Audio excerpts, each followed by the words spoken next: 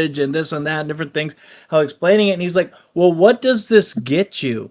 He was just like, "What does it get? What does this get Yeah. you?" And I was like, "What do you mean? It's like the most important thing ever. It's the most profound experience I've ever had. This is the it shapes how I view and perceive reality and this and things like that." He's like, "But like, what does it get you though?" And it's like, if it doesn't get them something, they like don't see the use and the point. There's people that are like trapped in the what I call the Laveau, the 3D material plane. They're just focused on left foot, right foot, left foot, right foot. And if it doesn't make some logical sense of why to do it, then it's just superfluous, frivolous nonsense and it's crazy stuff, and they don't even see the point of why to do it. They don't see why you're even doing it. And you're sharing with them the most profound thing you've ever had happen to you. And they just blink at you like a frog on a log. They've got nothing to say. They don't have a profound experience to then relate back. You know, they don't have that. So it's like weird with dealing with other people. It's like, do you want to share it with everyone? No. Should you share it with people that you feel compelled to? Sure. But like be I expect anyone that I talk to outside of this place, to just look at me like, okay, you need to go to a mental hospital, like you have a mental episode or something. It's like, no, I'm not. I'm like, I'm more lucid than I've ever been in my entire life. You know what I mean? Like I've got more grasp and perspective and understanding than I've ever had. But to them, when I first had a huge grand awakening experience, and it was the most profound experience I ever had in my whole life, and I saw 100 aliens at one time, which I thought that was the most profound experience. I would never top that experience, right? And then I had one that topped that, and I'm telling my girlfriend about it, and she's just looking at me like, oh, he's gone crazy. You know what I mean? He's And on it's like, the oh, okay. So even though someone's close to you, or doesn't mean that you necessarily should like share all this stuff and teach them all this stuff and try to bring One, them. Yeah, and then the apathy turns into anger. I find, especially when you like keep pushing and stuff. I really had to like, you know, um, find those boundaries. What the limits of, I guess, free will you could call it are. Um, Right. yeah, and you find that. Well, I found that I burnt a lot of bridges in the process of like yeah. awakening. Just necessary stuff that you have to let go in Yes. order to It's super see. hard, right? Like you Yes. go through that ascension process, and you're just like, oh, it's so beautiful and it's so wonderful and this is amazing and I can see the truth and I'm just so elevated and I want to share with everyone. It's wonderful, and then you're alienating people and people don't know what you're saying, right? And like Right. it gets weird really fast. And I made a joke with my partner, weeks back, is like, if I can go back in time and tell myself at the beginning one thing, it'd be like, keep your motherfucking mouth shut so you don't lose all your friends. Right. And see, the thing is too, and I was talking about this last time we had a big group discussion. But when you say you manifest something in your life, right?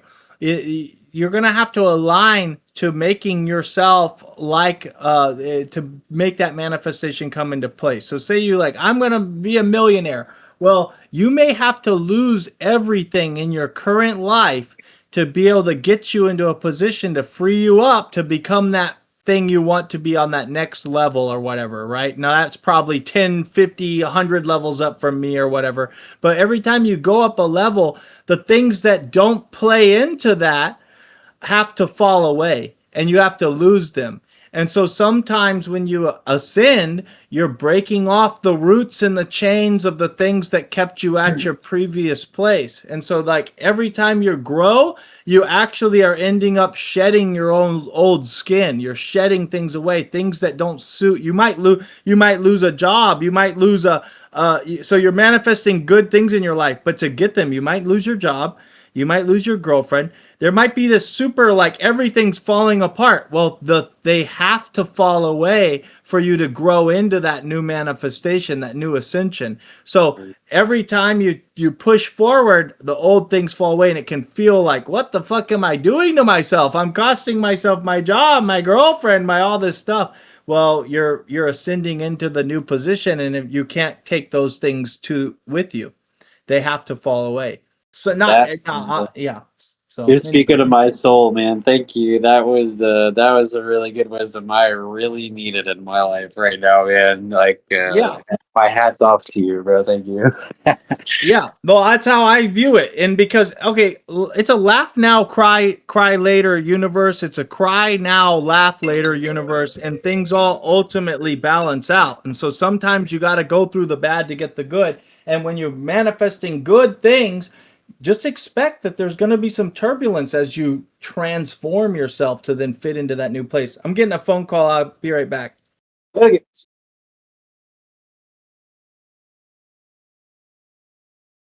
I just remember this idea of the question people ask in response to, getting hit with spiritual knowledge. What does it get you? Well, this is like a weird question to ask, right? It seems to belie the fact that people don't really believe in there being a soul anymore.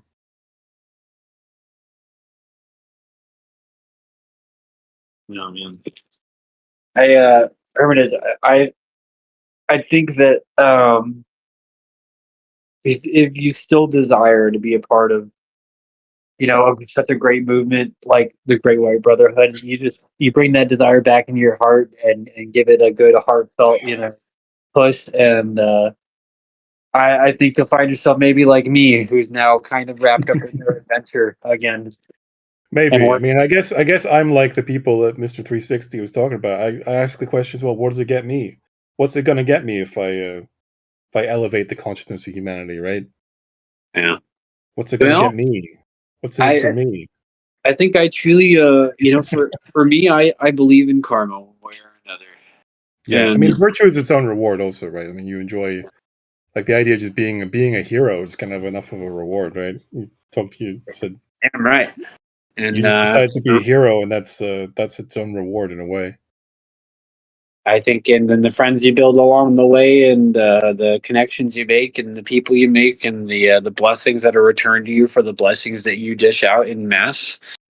Will build such a paradise in your life of merit and love and benevolence that Yeah, it's very much that's such the a hero's journey. The mythology, making life into myth. yep. And I think that's what we're meant to do as wizards. Is to make turn myth into reality once again, and to prove to the world that these principles of magic aren't this unreasonable woo woo shit. That it's something that exists innately within us and within the universe, and that it can be understood, and it can be rationable and reasonable and mystical and wonderful all at the same time. And I love here that we are taking advantage of people to share those wonderful mysteries and wisdom and knowledge with them.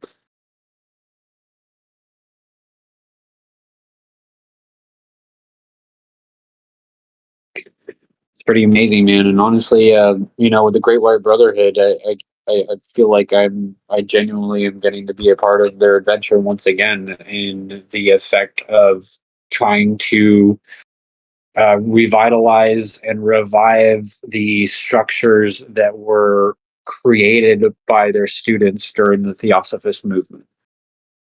And it has stood and maintained itself for a reason.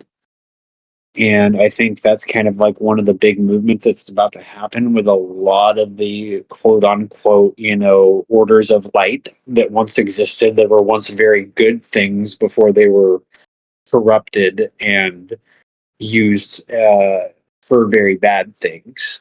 Well, it Like, seems like we need a kind of post-internet reorganization, like a reformation, as it were, in the sense that a lot of these institutions, as they were, that were set up, like in the late 1800s and this kind of thing, and continued on through the 20th century. So many of those have become just, like we were talking about before. They're kind of living in their own world. They're patting themselves in the back. They're talking about their spiritual attainments and all this, but they're not really keeping up with the modern world. They're not really understanding the lived experience of people who are under 30 and who are like struggling very hard, right? Yeah. Like There's it's a lot very of easy to old have. people in theosophical things. If you ever Yeah, see one or whatever, it's a they're bunch of all people old. like, Yeah, why are y'all Oh, working on this stuff? You're like 75. How much more you got to go? Like, why are you worrying about all this? yeah. Yeah. Oh Yeah, man. yeah. How's your You're still trying to figure it out. You're still listening to it's just like you're done. You'll figure it out. You'll see when you die. You'll come right back. Come back. how's your ascension healing going at 85, bro? And you're in a Right. walker. Like it's Especially when so you're in easy a to focus on your theosophical church. spiritual ascension, isn't it? When you're like getting the rent from your 3 properties.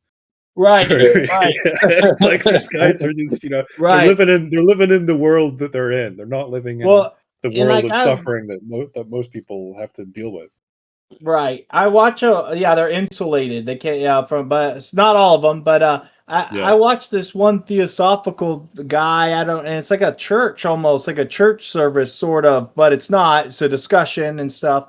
And some of the questions these people have, I'm like, "Damn, that's like a fucking noob question that you don't got that figured out. You're like 82. It's you don't got much more, you know what I mean? Like, Yeah. damn, you're fucked kind of I like, mean, but I mean, people are where they're at. you're not fucked though, because I mean, there's no purgatory, there's no meritocracy, there's nothing you have to figure out. You don't really want to escape samsara, because then you'll escape all experiential experience at all. And so, you'll come back immediately. You'll be back in a different form, and it's all good. Basically, we're all doing exactly what we're supposed to do. We're all doing what we can with what we got, and ultimately it all equals out in the end, in my opinion. That's why I don't think like we have to fight against the bad. Natural laws fight against the bad. Natural equilibrium, hermetic equilibrium ends up taking place. I think that ultimately, not just here on earth and human matters, but I think ultimately if you took all things that happen in the entire universe, it balances out. That it all balances out. So it doesn't really matter too much. Like, do we still have to do things that are help the balance? Sure, but ultimately it will all balance out. That it won't just spiral into, oh well, evil wins and evil wins. It's like, well, evil kind of is always winning anyway, but it depends on what your perspective of evil. Good and evil is perspective and perception based. I think there are people doing evil things in the name of religion, and they think they're doing good things. Yeah, it's That's my pretty relative. Yep. perspective. Yep. That's my perspective. They think they're doing what they need to do to get into heaven. I don't. I think they're morally wrong. And people say, "Well, you're not moral. You can't have morals if you're an atheist or whatever." It's like, well, I'm not an atheist. I believe in a source and a creator thing, or this or that. But at the same time, I don't agree with any man-made religion, and I think they all end up doing some evil. I think you can intend to do a good thing and end up doing an evil thing. Yes. You sometimes the best thing that ever happened to you is also the worst thing that ever happened to you. It causes the most evil. You get married to a nice lady, you have kids, you da da da. Then you end up killing them all. You know what I'm saying? And Yeah. so like all that, you know what I mean? Yeah. Like Yeah. all that, it ends up being the worst, most evil thing about you that's remembered about you is that you were the guy who killed his wife and kids. But when it happened, it was the best, and you were doing good, and you were doing what you thought. So like ultimately, it all evil equals out. That's what I'm saying. I'm in that point of view. I Well, brought up it something takes the really burden off. Yeah. I'm reminded of smart. a James Friedman quote, which is to become more aware is your birthright. Denying anyone access to any facet of reality in the name of religion, science, medicine, or law serves neither the individual nor society. Whenever opportunities for self realization are suppressed or are in danger of being lost, there is a moral imperative to protect and restore them. And that's what we Mm. are. That's what Mm-hmm. that's what we're doing. Absolutely, bro. Here. And I want to throw on that, guys, like something that I learned recently from a Studio Ghibli film, which I recommend, like Miyazaki works as Wizard Basics, is that there's a moment in a movie called Castle in the Sky where this girl is taught this spell by her grandmother, and she says to give power to good spells we must understand the power of evil. Mhm. And understanding like literally there isn't good and ascension and stuff and higher vibrational realms if there isn't lower vibrational realms to a degree, if there aren't cycles and phases and oscillation Mhm. in I that agree. sense. Yeah. And what goes up must come down, and what goes, and it's laugh now, cry later, but also whether something is good or evil is relative and perception based, and that's why I say there is no actual white. There is objectively white and black magic, right?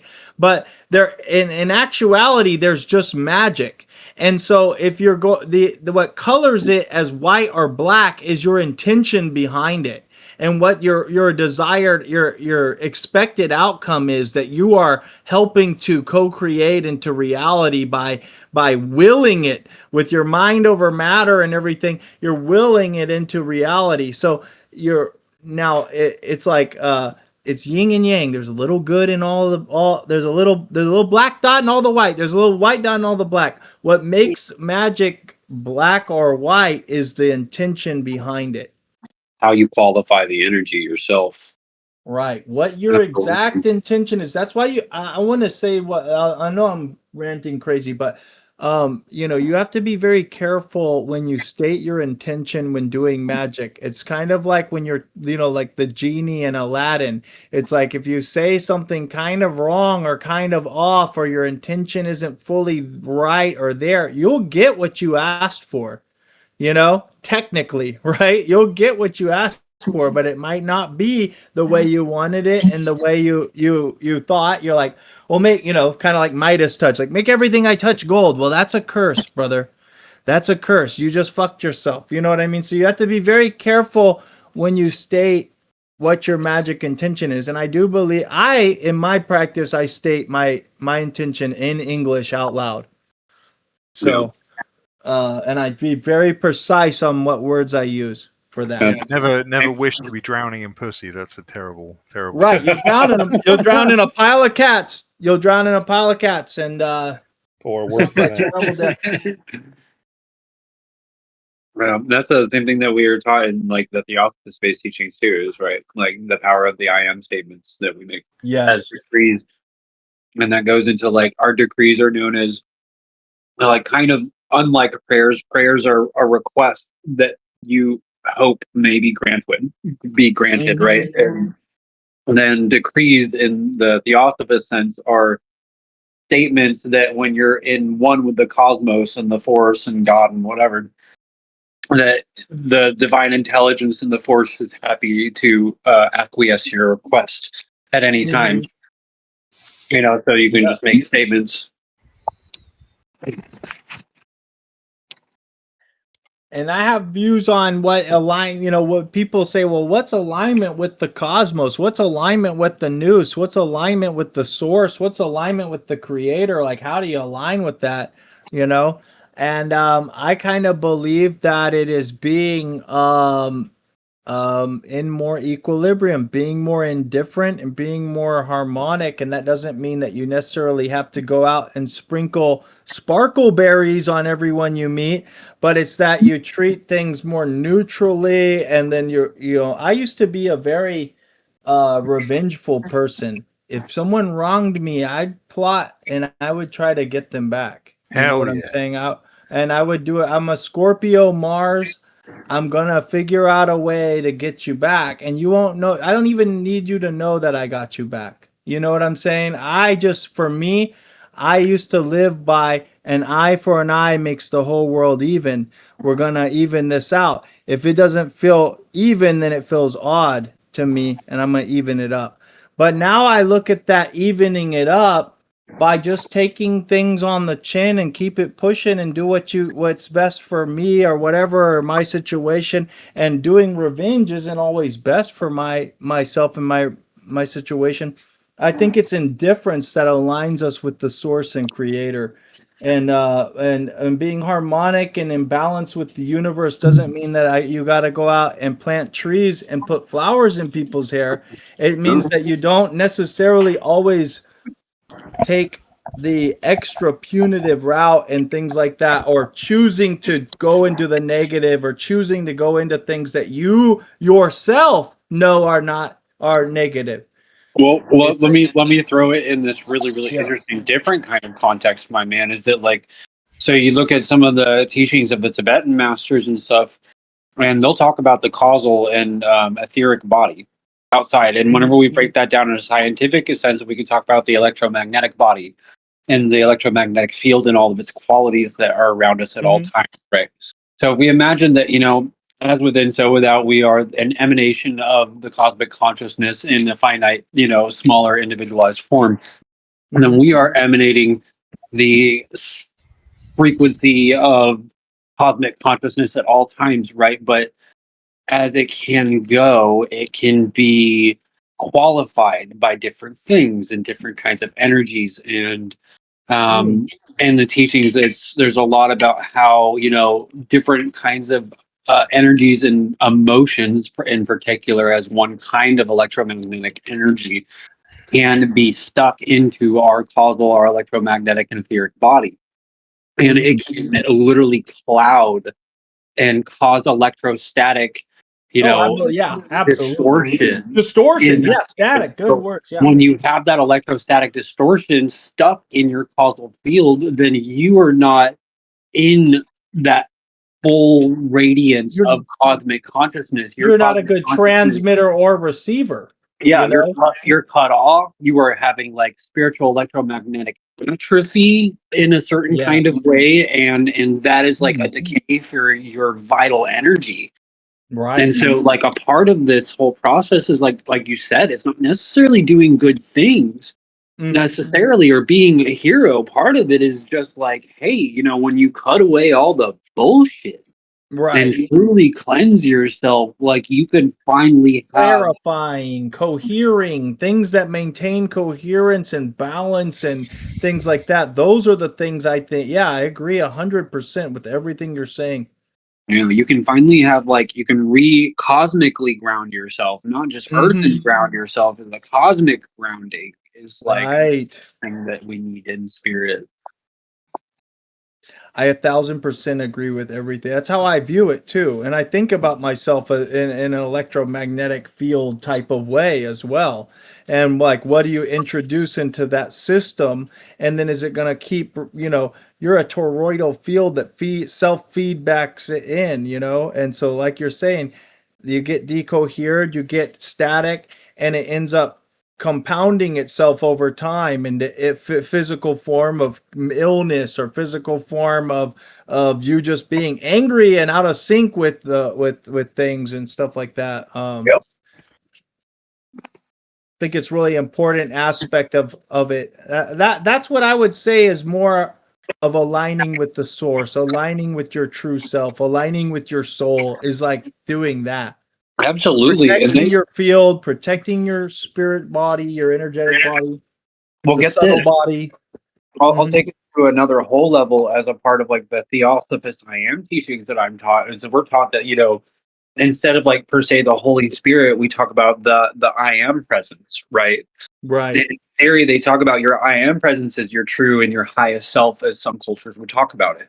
It's your light body, your etheric body, your true spiritual self that is projecting itself into the vehicle and vessel of you incarnation in life, I right? call that true self or soul. It's a node of identity perception of the source, is what I would, but yeah, that's, and then And, that we have a spirit body here locally that it's connecting into its very essence of connection to us here, to our field right. here. But it So, is in a different realm itself. well, so here's the thing: is that what I'm taught is that it's only ends up in a different realm because of the distortion, because of the electrostatic distortion that happens in our body, the poisons we take in, the concepts, the Mhm. limitations that are imposed upon our consciousness that we manifest into our reality, that it cannot synchronize. So when you're Oh truly yeah. coming to this point of enlightenment and you're cleansing your mind, body, and soul and purifying it to this, truly divine and natural blueprint kind of degree, then your true spiritual self is then able to actually synchronize and enter into your body Right. and become this oneness. You know, like this is what I believe the concept of the One Piece in anime manga is. You know, where we finally find the true at one with ourselves and our true spirit in the cosmos once again. Well, there is ultimately the one. There is the late Platonic, the one, the source, the good of there is that, you know? And I fully believe that. That's logically why we have something rather than nothing. And I could go into that, but I won't. But there is the source. And then from the source, its first emanation was what the Platonics called the nous. And this nous also is where those spirit bodies that you're talking about are what the Platonics would call the soul. That's within the nous. And this is the first place that God has any temporal ordering. But this place, the nous and the source, is in completely non-physical reality, which is the true base reality. Where do you think reality comes from? A more complex reality down, or a place of completely base nothingness, of no dimension, no time? You know, it just comes from this basic place, and then it's really like we think of everything building outward and expanding, but it's really all going inward from the source. It's really all just building it all inside of itself.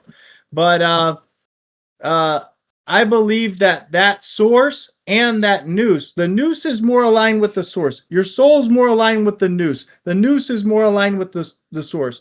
That's how the Platonics saw it. This is how I saw it before I had what they called it.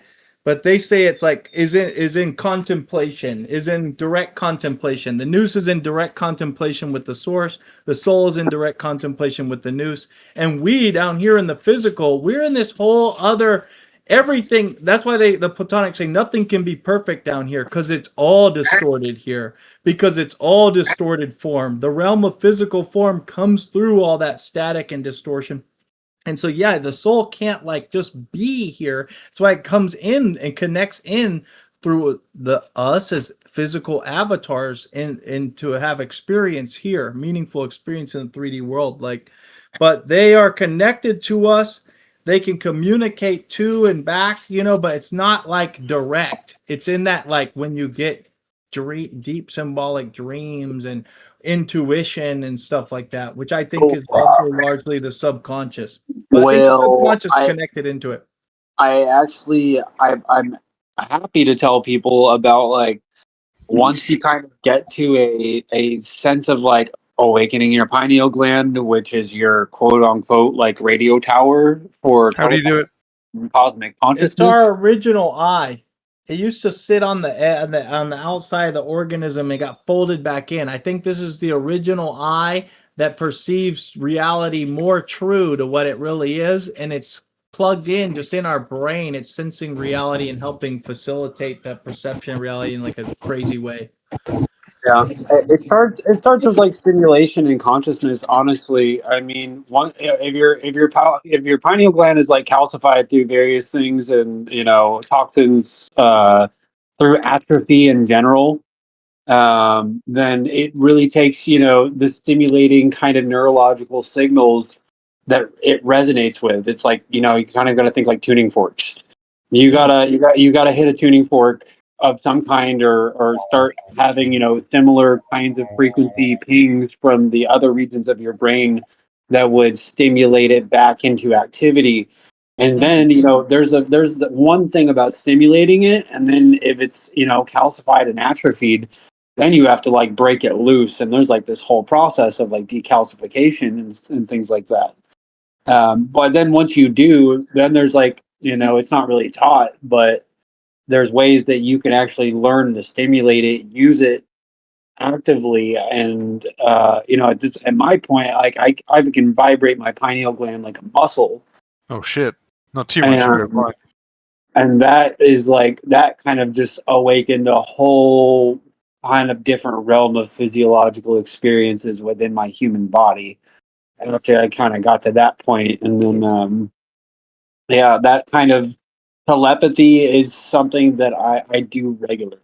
I've established telepathic connections, proven, tested with like 4, 5, 6 humans at this point, in and out of my life, and I understand kind of how it works. And in using radio towers is the best analogy, that we are naturally attuned to electromagnetic systems, and we can have a sensory awareness of our electromagnetic system if we are trained for it, and that we can then interpret electromagnetic signals of all different kinds of ways, that our thoughts are electromagnetic waves in essence that travel outside of the body, and those can be received and interpreted.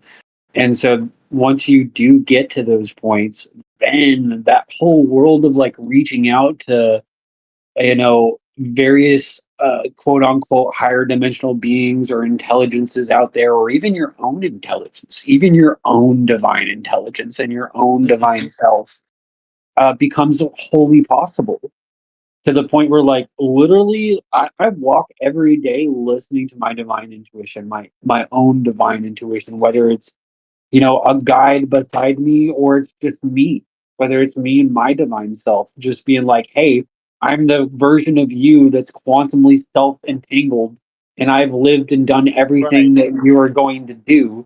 So you might want to listen to me, and we can kind of avoid some bullshit together. Is how I live my life every day. Mm-hmm. Oh yeah, me too. Then changing that perspective, changing your perception. I mean, I find it's a lot harder for some random person to piss me off and get me raged out and get me upset in any way. I just view it differently and this and that. And it's not that I have to be like, well, technically I am you, and so I'm gonna be just completely kind to you and let you walk all over me and stab me in my back, and that's fine because you're me and it's okay. But it's like I do have that perspective that ultimately we all are from the source, and we ultimately are all the source. And so, yes, technically, ultimately, but does this motherfucker know that he's part of the source? No, not necessarily, but I don't have to, I drive and people are road raging around me. You know what I'm saying? And I just don't give a fuck. I don't give a shit. I'm going to make it to where I make it when I make it. And if you want to have an angry journey there, then you will have an angry journey there. I will have a pleasant journey there. I will choose to have a pleasant journey there, despite the angry idiot people around me just raging out at the world and reality. I just accept reality. I accept the story as it comes for what it is. And having having that different perception changes your reality. Perception is reality. How you perceive and interact with your reality is what you're going to make of it, and how you will then express yourself in that reality. And One I, hundred I percent, man. yeah. I think I agree 100% with what you're saying. I'm not I'm just adding on like how that changes how you just interact with everyday things, It's not that you lose touch with everything, but it also in a way it doesn't touch you as bad. It's not able to disturb you and upset you. Your emotions aren't gripped by everything just yanking you around. I am treated like the spawn of Satan for driving the speed limit. And Right, right. I want to get there alive. I don't give a fuck. I don't care about all this. Everyone's racing and want to, drive like a maniac. I don't care. I just want to get to where I'm going alive. Fuck all this. I don't care. You it can is rage. super hardcore. You want to some hyper hardcore empath training. Turn your emotional magnetic sensitivity up to 11, and then just drive the speed limit on the highway. Then trust me, you will go through a marathon of people just berating you with the worst kind of energy of all time. That reminds Oh, me so people are much of this ragers. thing from the early internet where this guy called himself the Zen Warrior, and he would be on the highway and he would just let everyone pass. He would just go the speed limit and he would let everyone. And this was his. He's like, I'm not in a hurry. I'm just gonna let everyone Yeah. pass. And this was the thing that if everyone acted like that, the traffic jam Would wouldn't be as all bad, flow right? It perfectly. would all Yeah. just flow. And this is the Hmm. horrible thing, is that all the blockages in life are caused by people, by the accumulation of the small choices that people make to be, Yes. non-conscientious towards others. So. Yeah, and Well, the see. moment Yeah. where they Mhm. want to have you compromise your values for a slight tiny convenience to them. Mhm. Where you have these people that are half the time people are like, "Why the fuck? Like, what are you doing? Like, oh my god! Like, how dare you inconvenience my speeding?" And it's just like, Just so they bro, can get like, 6 feet ahead of you. Yeah, so yeah, they can get you one know, car length ahead of you. They'll so they can get basically stuck in the almost risk same their fucking whole red. lives swerving in front of you just to get 6 feet in front of you. It doesn't matter. And To then get you're in at stuck the at the same same light red light. later. Yup. Yeah. Yep. Yep. Yeah. So just go with the flow and don't let it all, be like a duck. So here's one thing about being like a enlightened philosophical, seeing the world differently, perceiving it differently, right? That's all the duck outside of the water. And then the water's the duck. Well, the water is the three-dimensional real plane that everyone else is raging in all the time. You can drown in that, but you still have to go in there to get your food. So a duck's gonna dip down and put its whole head under the water, grab a fish, come back up. Okay, but what does it do when it's back up? It lets all that water just shimmer off of it. It didn't even stick to it. So you got to be like a duck. You have to exist halfway in the water and in the three-dimensional world and interact with it and grab fish just like everyone else. And then, but when you come out into your mind space, into the place of the where you let your mind exist in, and you are in control, you are in duck, you're not letting all that water soak you, it just immediately beads off you. You have to kind of, yeah, zen stuff, stoicism, that type of thing. It is the right way to approach most things. I think it's Because the yeah, emotional control that we weren't taught as yes, intentionally as people. yes, because they want you ruled by your emotions. That's the dark wizard. Once you yanked around by your emotions, you have no control. Yeah, They and want to they that's want their to main way of psyop slavery. you and shock your emotions up and get that emotional energy out of you and do all that stuff. I mean, yeah, if I agree. That's why I think that, if there's somebody who's like raging out all the time, it's like, not a wizard. I know you ain't no wizard. You know what I'm Yeah, saying? You're and not. You don't got even the substrate to form. You don't got the control. You got to have. If you can't control yourself, then what can you control? yeah, You and know. you So aren't controlling reality. you're not You can't control manipulating yourself. reality. I Yeah, guarantee it. You might be in a negative way. You know. You might be in an unknowing way, like you're influencing your reality and everything like that, but you're not doing it in a, you know, we all affect our reality and co-create our own reality. People are all doing spells. Words are spells, and they end up saying spells that hex themselves. They make one thing forward and one step back over and over and over, and that's where they want them stuck. yeah. So they don't ever manifest forward, move forward, ascend, because they Right. get themselves tricked and trapped up in the 3D world and emotions. And people die confused all the time in their 90s. They don't know what the fuck this was all about and what the whole Yeah. fucking point was. They have Well, no idea. that's bro. That's what it's looking like with this, Theosophist Foundation that I'm being called to revitalize right now. Is that like these people are just they just they're kind of lost in this daze where they like think they're making their ascension while they're doing like absolutely like none of the real work at the end of the day.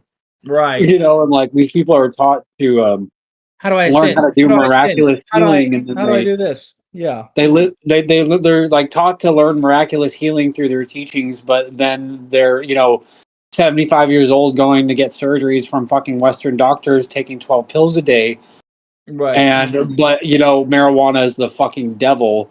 That is a really And bizarre thing that's very specific that I've noticed as well. Is that people who could be really into spirituality and like believe so fervently in like psychic healing and faith and energy work and all this kind of stuff, and then they'll really believe the doctor who's trying to sell them on some yo, expensive medication or intervention. They'll be like really. They'll have a very strong faith in the doctor. It's like a boomer thing to have such strong faith in the Yes. doctor for some reason. Oh, my dad did that too, and when the COVID shot, I was like, I'm gonna wait, dude. I said I ain't Yeah, doing the first round shot. I said I'm gonna wait. he was at the fucking stadium waiting in line for half a day in the very first fucking people who got it. Well, what happened to Patriot. him and what happened to him? Yeah, well, I don't know. He died from it. He died from that Oh Yeah, COVID people jab. shit! die. That's Sorry pretty to hear bad. that. And Sorry to and hear here's that. the thing though, but let me just say he was a very smart, intelligent, stoic man, Yeah. but for whatever reason he went and did this with his my stepmom, his wife, and she's the big scaredy, whatever person, so he probably did it because of her and all this stuff, but they both got it, right? They Yeah. both got the shot. They both died of cancer 3 years later, Yep. 6 months apart from each other. And when my dad died, they both got this huge lump in their throat.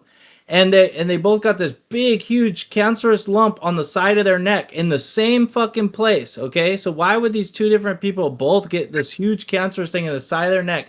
And then when he was getting treated for that, at the end of his life, very end of it, they were telling him, "You have leukemia.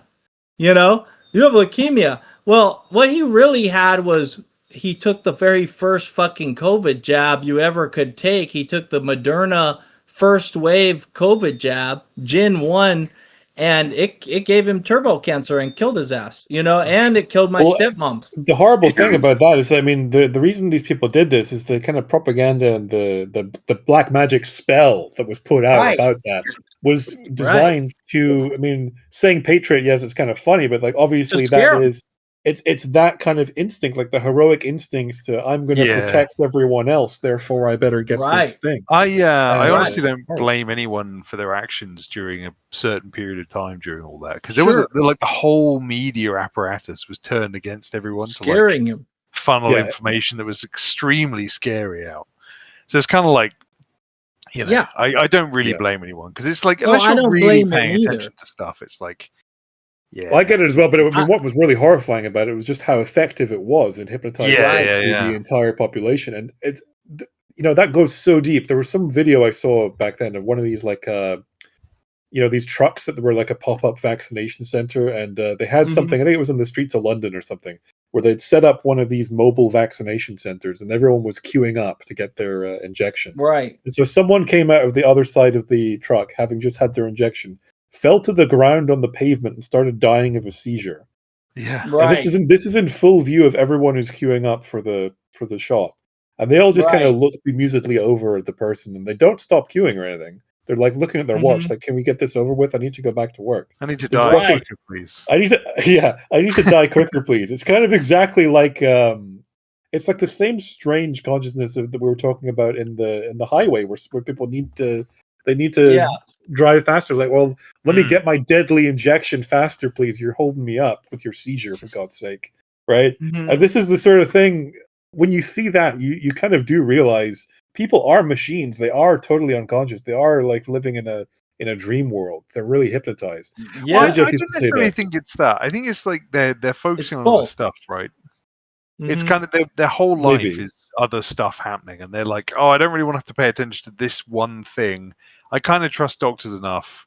Let's just, Yeah.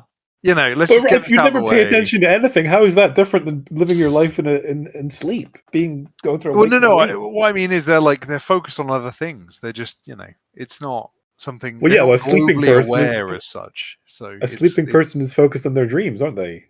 sure, Right. yeah. But it's the same with anyone. Like even us, there's stuff that you're ignoring right now because you're doing this instead. It's Right. whatever your I suppose focus so. is turned to. I mean, there's a Opportunity way I cost. could. We all have a bandwidth. We all have a certain amount that we can even carry and process.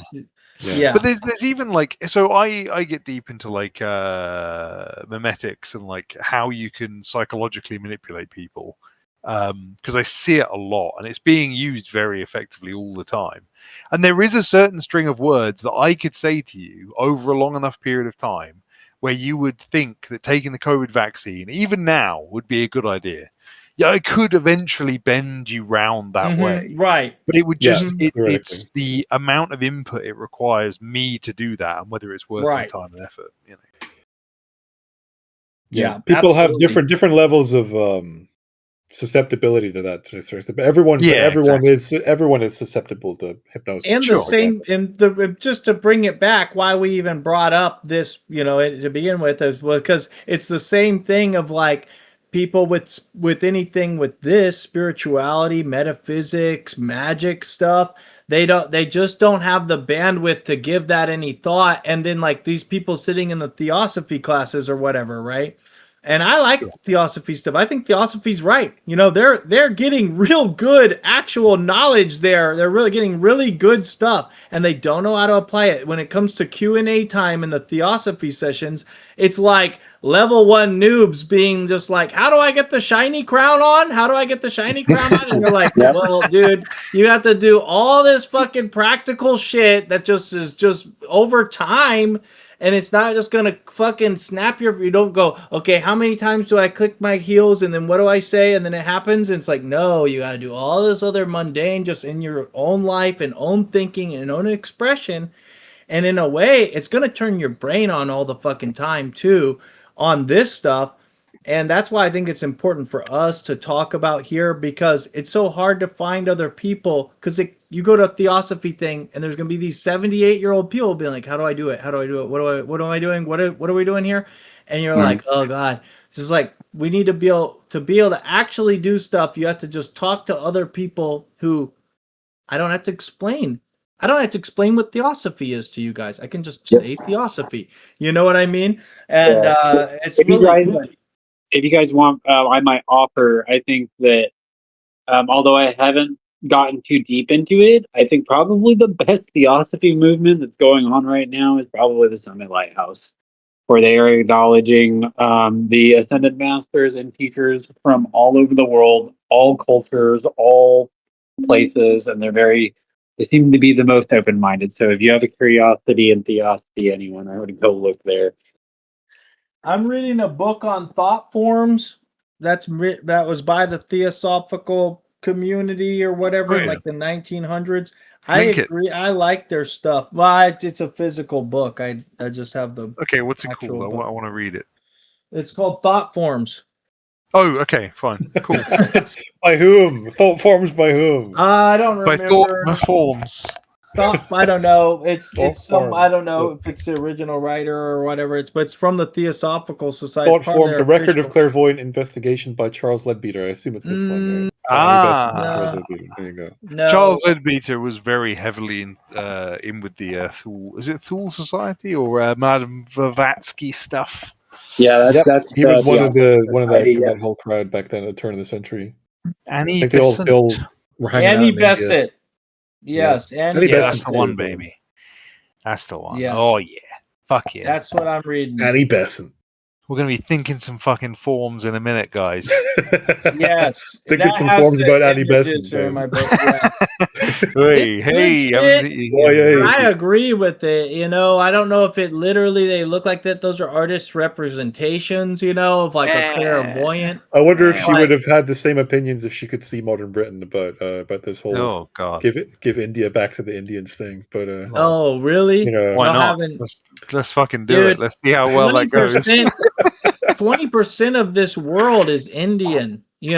I mean, we're already 1/5 Indian. You have if a new form of human is born today, it's like an 18.9% chance it's going to be born as an Indian. So, maybe. No, not maybe. It's I don't know. I believe reincarnation goes along like certain like karmic lines. Like I think it's very unlikely you're going to be born into a situation that's very foreign to your soul. I think that's actually quite uncommon. Like if you actually study if I remember correctly, there's like racial souls and things if you go with the Blavatsky style of stuff. Oh yeah, yeah. But even if you just go by what was the guy's name? University of Ian Stevenson, that was the guy's name. He did all these reincarnation cases, and most of them, there's either a family connection or there's like a strong cultural connection that you have. Sure. Well, that's quite cool. Between that might just be your kind of a psyoping yourself from your previous life, being like, "Oh, I want to kind of stay close to my family." Absolutely. I think on a long enough time horizon, I think. I don't know how the universe is arranged, right? So it depends on the structure. But I've got a funny feeling that everyone eventually. So everyone that exists, you live Mhm. their lifestyle eventually, regardless of like timeline. I think you just eventually go around the whole thing, and once you've Mhm. experienced the whole of creation, you're like, okay, I'm done now. I am God, and then you just, Right.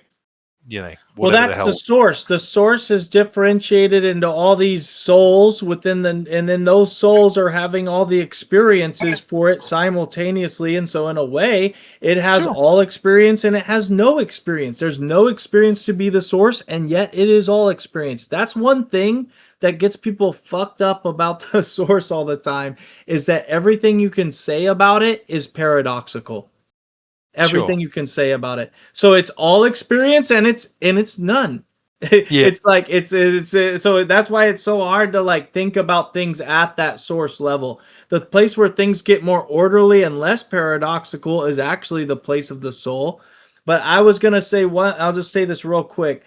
I think it's not just the soul imprint on you, and it's not just the ancestral bloodline, which would include your genetics and racial history and everything like that. I think your literal physical ancestral bloodline imprints on you, and also that connection of soul into the living form as a new form is created. That Yeah. imprints on you, because I that's think why the your soul. astrology and your natal chart is the way it is, because that's where the cosmos was when that lightning bolt connection happened from your true self, your soul, connected into this Yeah. physical body and the physical realm. So I think it's both. The physical realm influences Yep. you through your literal ancestral genetic bloodline. And then also there's thought forms, there's egregores of archetypal form that maybe ascribe to your race, because your race of people have been believing in blue I like how the volume's ladies increasing. with 15 fucking Hyperborean arms. folk memory, guys. We got it. Right, We're going to Yeah. return to right. There's Atlantis. So, lots of different stuff going into it. in one I think of there's several rivers going into that ocean. I just want to say that. yeah, no, I think that's true. But in Charles Leadbeater's other books, I've read one of them, and it's like the Mm. astral plane and its inhabitants, something. It's his book again.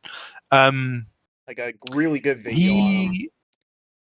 Oh, really? Is he? Mhm. I've not really learned much about him. I've read two of his books, and that's basically or one of the books and one and a half. Of his books. I'll like But in that particular book, he talks about how when you go into the astral plane when you die, basically it's like a distilling process for your soul. So the bad shit kind of slowly works itself out, a bit like purgatory. You kind of like work your bad karma off in the astral plane. It kind of evaporates upwards, and you kind of ascend. And you Mm. can choose, depending on what sort of path you're on, to either reincarnate and continue the good work and all the nice things that happen Mhm. with ascending humanity generally, as long as you're under a particular master. And as from what I can tell, the master is someone who isn't incarnated, but is like a spiritual being who can guide from above. Anyway, That would be the noose. That would be other like no. Well, it might There'll be be a the news, literal but it's just like personality in this. or an yeah, like an archetypal form, ego. an Yeah, egregore, an egregore. maybe. Even. It doesn't seem like a Okay. physical person on this plane Yeah. anyway. From the way he Yeah. talks about it. A Yes, daimon, an someone egregore. someone who has Yeah, sure. chosen to not Just a incarnate guide. and be Whoever. guided Yeah, in a higher dimensional plane, which Right. is yeah a For, sure. different kind of for most service. people, after they die, they get bemused, they get confused. All this distillation process happens, and then they get real horny out of habit, and then they Yeah, fall sure. into a womb. That's Exactly. basically how it happens, right? Well, Whereas well. So if you're an illuminated consciousness, you can wake up like a lucid dream, realize, oh, I'm disembodied.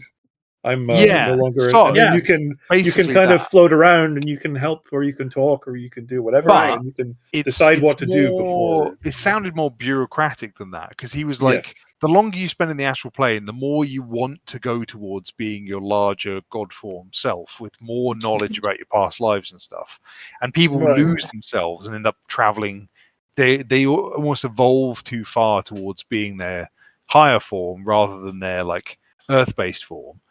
So they want to ascend away from that, and their master essentially has to help them retain close to reality so they can reincarnate sooner. Mhm. And you essentially have to get like approval from higher ups to be like, oh, I want to go back, and they'll be like, we need to figure out the right time window for that.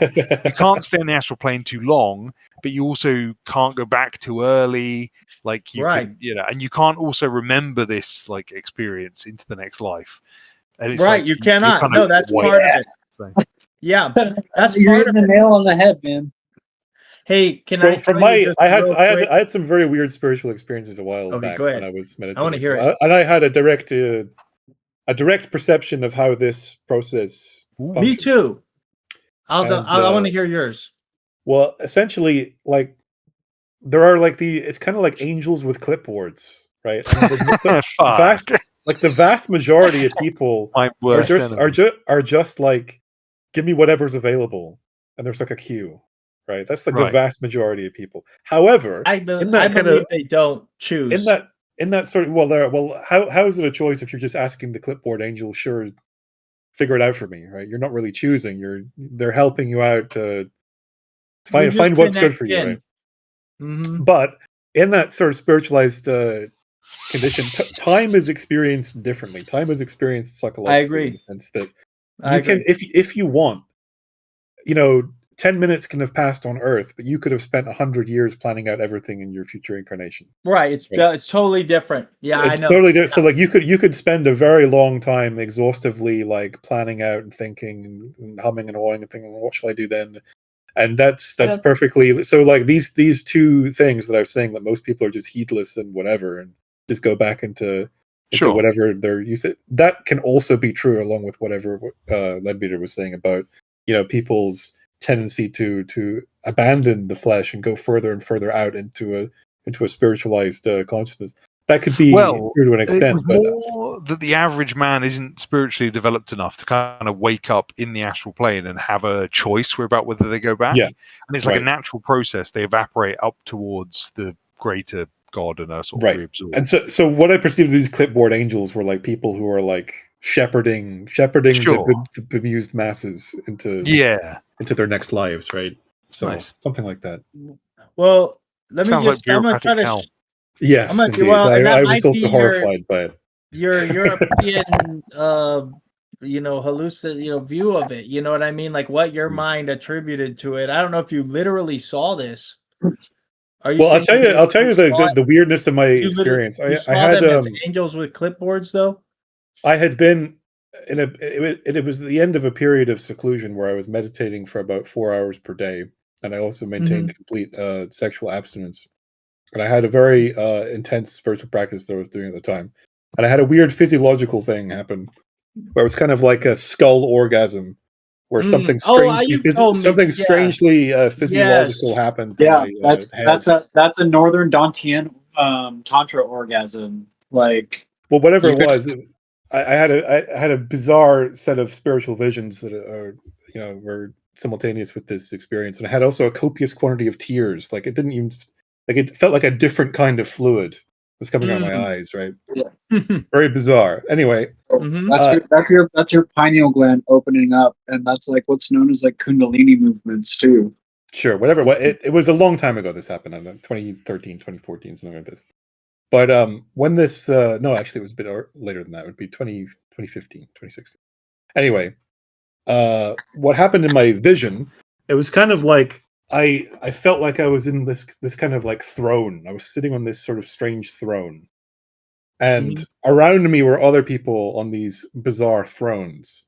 And the throne was like kind of like it had all these things attached to me like I was like it was like a virtual reality thing where you sit down in this chair, and there was like a large, and in the center was the earth, and I was like in a certain section of this like amphitheater. So I was getting up out of my chair, and I looked around, and there was like a huge crowd of like people who were all like freaking out. Holy shit, he's getting out of the chair. What's not going to happen? And they were all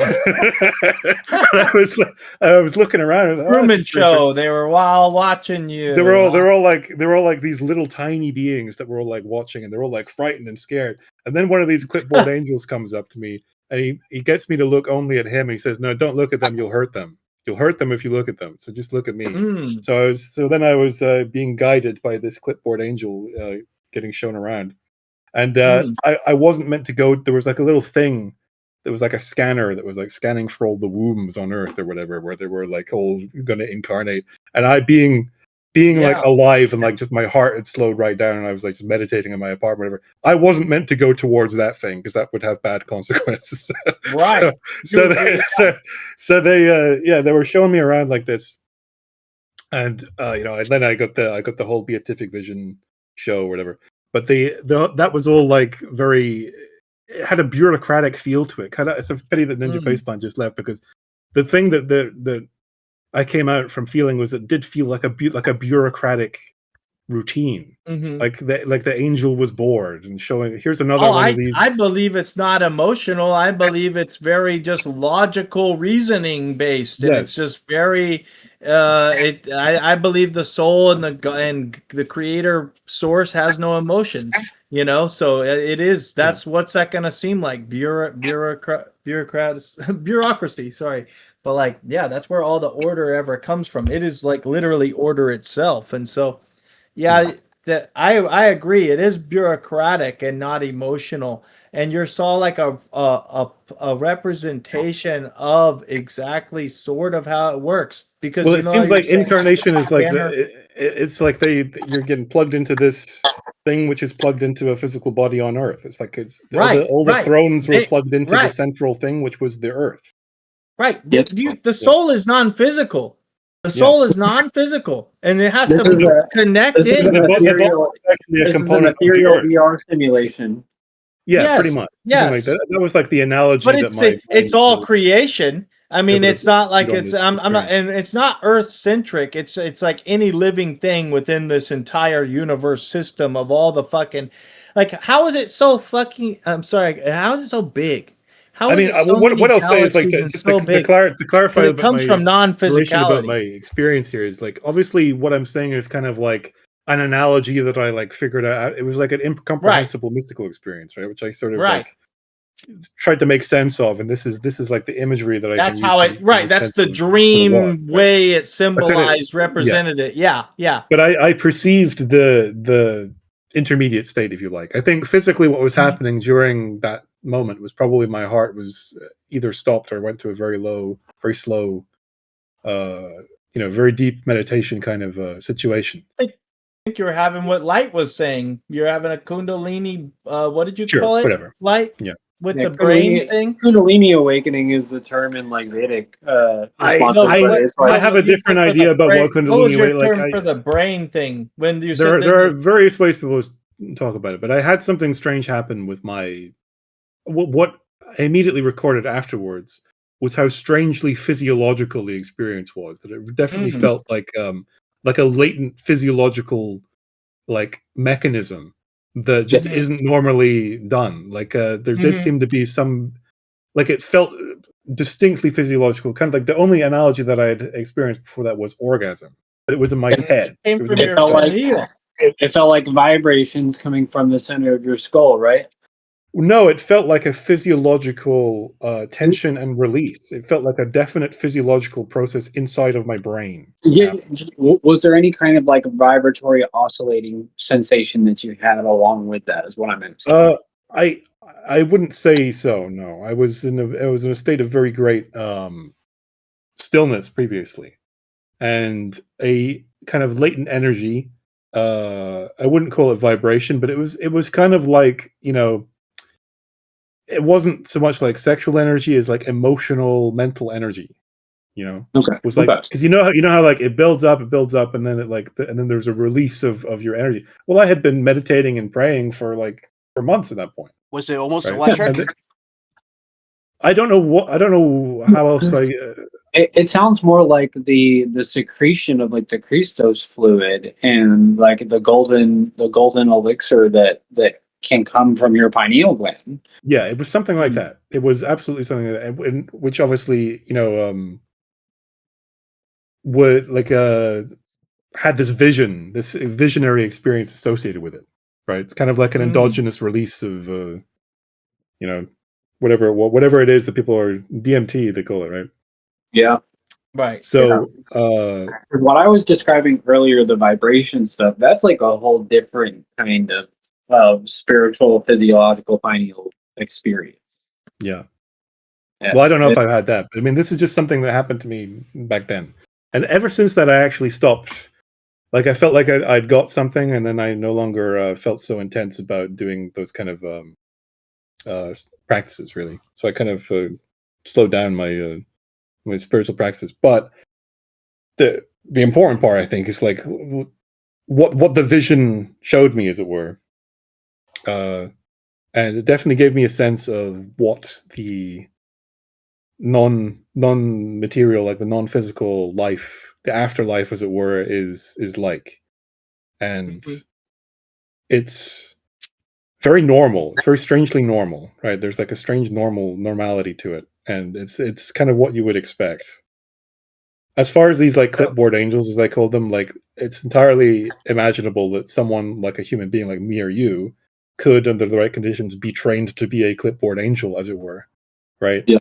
It doesn't Yes. seem particularly Well, unusual. it's all anthropomorphizing it through the symbolism of your experience. You know what I mean? But Yeah, in a that's right. way, Yeah, because it's like, in a way, yeah. yes. But in my framework, what I would call it is like becoming a creator, a creator. It's sort of like get some beings, some souls, instead of going straight back into the source, they become like a supervisor and like an angel with a clipboard. They Yeah. become an over part of the noose. They become an overseer, sort of a facilitator of like reintegrating the souls and reorganize, this and that, and doing like over management stuff. I should say And something else about that, which is that I talk about the tiny little beings that were everywhere. Well, there was a massively right. large amount of like small little spirits flying around Mm-hmm. that, that people talk about, like the machine elves and this kind of. I don't think they were machine elves. They were kind of like Right. little. The idea of like being immersed in material existence seems like that's a Right. crazy thing. Like the vast Right. majority of individuated consciousness Is remains not. disembodied and thinks it's crazy to go and Right. be This is embodied. the brave, bold place to go Yeah. have experience. This is the place where everything counts a lot. Up there, you live forever. You need What was nothing explained to is that persist. So it here becomes you're going into addictive. fucking like hardcore mode, Yeah. hard mode to be a physical being. I agree. Like in theosophy, they talk about cycles of incarnation. Well, that like the very like simple way that is like, once you can't just do it one time, you get a taste for it. You do it just one time, you're going to do it again, and you're going to keep doing Right. it. Right. Let me tell you guys something really interesting that I was thinking about, and it's kind of like I agree. kind of tangent on the topic. But you mentioned earlier that like there's almost kind of like a sense of boredom, right? Yeah. Yes. And I agree that's they do. really interesting to think about when it comes to the training that quote unquote higher dimensional, higher vibrational beings go through in those services, right? Because like I was taught by some really like primordial celestial beings at some point through my ascension process, and it's like something that just came through is like, thank God our sun celestial doesn't get fucking bored. Right. yeah. There's a kind of thing about it where it's like I wasn't bored. Do you know what I mean? During the I have I wasn't thing bored by on any this. means, but there's this like It strange and sense that see, they were bored just doing is their like a job. state, an emotional thing, emotional Maybe bored isn't the wrong dissatisfaction word. with Like the like they current were state they were of things you're professional. presented with. And why do you feel bored? You can feel bored with a game that's really was exciting and you were really enthralled with, and you played it 1,000 times, and now you're bored with it. Well, why? Because it's not feeding in new experience. So that's why they come in here to feed experience. It's something like boredom, because it's like, well, what am I'm just gonna sit here and for all eternity, So it comes in. This is like a higher order or lower order creation of getting to have experience. This is the place where we experience going through physical linear time. This is where we experience embodiment. This is where we experience sensory qualia. This is where our decisions matter. Right now, I could go blow my head off if I wanted to. You know what I mean? But like, it's like we have a terminal urgency. The soul doesn't have terminal urgency. It's infinite. It's eternal. Until it folds back into the source, it's going to be there until it escapes samsara and goes back to the source. And that, like you said, is bureaucratical. So it doesn't really have this sense of time time No. boundedness like we do, and maybe I interpret Oh, it has that as no, being a yeah, kind it of knows that it lack, will. lack of urgency, Yeah. a lack of Urgency, but right, also yeah. it's like a boredom there though, because it's Yeah, like, well, I could just sit here forever and do this, or I could go in yeah. and I mean, have the meaningful experience where life is meaningful and the existence is meaningful and time based. Everything in our universe is finite. That's by design.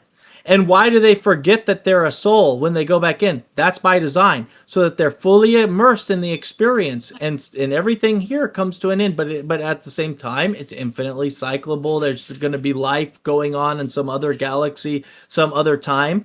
We're we don't like have the to physical. forget, but we forget our ordinary life anyway. Like, I mean, most people forget what happened last week. So, I mean, if you forget what Right. happened last week, imagine how hard it is to remember what happened, 3 incarnations ago. Well, it in a way stores all that information. It just doesn't store it on the surface as like a coherent identity memory of all its previous lives. But all the information is kept and retained. It's all retained in the source ultimately. So nothing is ever lost. But the individual soul gathers experiences. Now, does it directly try to play off of those and stuff? I think they affect it in a way, but it's like, oh, I'm learning how to maintain form for longer in the material plane. It's something way more abstract than like, oh, I need to learn karmatic lessons or this or that. Their karmatic lessons are something weird about coherence and informational base and this and that. But in a way, this is just all a game. But it's not just Earth. It's all of the entire universe. It's just a game of creation and seeing what. That's why it's like, oh, well, in the very beginning of the universe, there was exactly as much antimatter as there was matter, and there was just the slightest amount more for allow for creation and this and that. And it's like everything sort of balanced out to this almost, very fine line. But why is it so big? It comes from a source of infinite creation. Infinite. They don't need energy. The soul doesn't need to eat a meal. The soul doesn't need to sleep. The soul doesn't need anything to persist. And so that's where all this creation come from a place that doesn't need energy. Everything in our universe needs energy from another source to continue to persist. And outside energy can distort. Say you just have an energetic field. Well, that itself can be distorted by interacting with other energetic fields, because one field is going to take away from the other. There's always an energetic exchange between things here. And up there, it's not that things are, nothing gets lost. Everything is maintained. But I just don't think it's like that's your character. It is like your true self, your soul, but it's like this blank slate that just is like a player account that can log into many, many, many different players and many different experiences. But it's a complicated, weird thing. But we ultimately all come from a place of infinite, eternality. But everything in here is finite. The finite within the infinite. And that's important to them. That's important to them that it's finite, because what does that do? That makes it meaningful, because there's a time limit on everything. And if I run a script, I make a Python script. I don't want the script to just never go forever. My computer will crash. You just this script, I can't stop it. You need things that backspin, that end it, that stop. There's different parts that loop or whatever in the script, but then you have other things that trigger it to not loop. Here's a place where we can have, all of these things happen, but ultimately to the soul, this is all just a dream. This is all not real to them. They're in the real reality. They're the real reality. Yo, 360. Hey, guys, I just wanted to say to everyone, it was really fucking dope discussion today, guys. I'm gonna be heading out and moving on with my day. Thank you guys, everyone that was involved. It was awesome to talk to you all. Hermitage, dope to fucking talk with you and connect with you. 360, thank you. Getting to talk with other people about theosophy and the movement has been really cool. So yeah, I loved it. You guys later. All right, well, we'll Yes, talk again another time. It's been good.